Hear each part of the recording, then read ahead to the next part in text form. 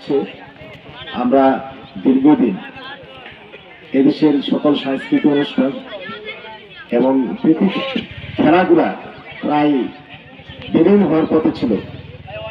এই 5ই আগস্টের পর একটা মুক্ত পরিবেশ সৃষ্টি হয়েছে। এই জন্য পরমান আল্লাহ তাআলার নিকট আমি অত্যন্ত সকলের কাছে কৃতজ্ঞতা জানাই এবং দোয়া জানাই আল্লাহ যেন এই পরিবেশ সৃষ্টি করার জন্য। কারণ ফ্যাসিবাদের বিরুদ্ধে এদেশের ছাত্র জনতা সর্বসাধারণ এই যুদ্ধের মাধ্যমে গণ অভ্যুত্থানের মাধ্যমে একটি ঐতিহাসিক ফ্যাসিস্ট সরকারের বিদায় হওয়ার পরে দীর্ঘদিন পর 17 বছর পর একটা নির্বাচনের পরিবেশ সৃষ্টি হয়েছে। আমরা ভোটদান প্রয়োগ করতে পারবো। সেই জন্য আমি সকলের কাছে এখানে যে কয়েকজন উপস্থিত আছি, অনেকেই ভোটার আছে, অনেকে ভোটার নাই। যেহেতু 12 তারিখে নির্বাচন, আমরা ভোট চাচ্ছি না। আমাদের প্রাণ পুরুষ বাংলাদেশ জাতীয়তাবাদী দলের সহস্বাস্থ্য বিষয়ক সম্পাদক গাজীপুর জেলা বিএনপি 1 নম্বর যুগ্ম আহ্বায়ক, বিএনপি মনোনীত দানের শীর্ষে প্রার্থী অধ্যাপক রফিকুল ইসলাম বাচ্চু অত্যন্ত সজ্জন মেধাবী।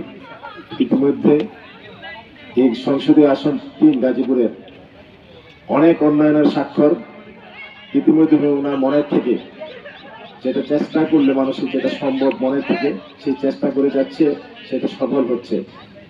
এবং এদেশের সাধারণ মানুষের উপর যে নির্যাতন জুলুম ইতিপূর্বে হয়েছে, ভবিষ্যতে যাতে সাধারণ মানুষের মুক্ত আবহাওয়া, প্রত্যেকটা মানুষ ছোট্ট ছেলে থেকে সকলে যাতে শান্তিতে বাহিরে গেলে আবার যাতে ভালোভাবে ঘরে ফিরে আসতে পারে, সেই পরিবেশ সৃষ্টি করার জন্য সর্বোচ্চ চেষ্টা করে যাচ্ছে।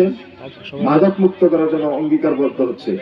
আমি সকলের কাছে আবেদন করব, ওনার জন্য দোয়া করবেন এবং ওনার হাতকে শক্তিশালী করবেন, যাতে পরম করুণা আল্লাহ তাআলা সকলের সহযোগিতার মাধ্যমে আমরা পবিত্র সংসদে পাঠাতে পারি। এটা আমাদের নৈতিক দায়িত্ব, মানবিক দায়িত্ব। আমাদের এলাকার সন্তান হিসাবে ইতিপূর্বে অনেক এমপি মন্ত্রী হয়েছে, তাদের ধারে পাশে আমরা যেতে পারি নাই।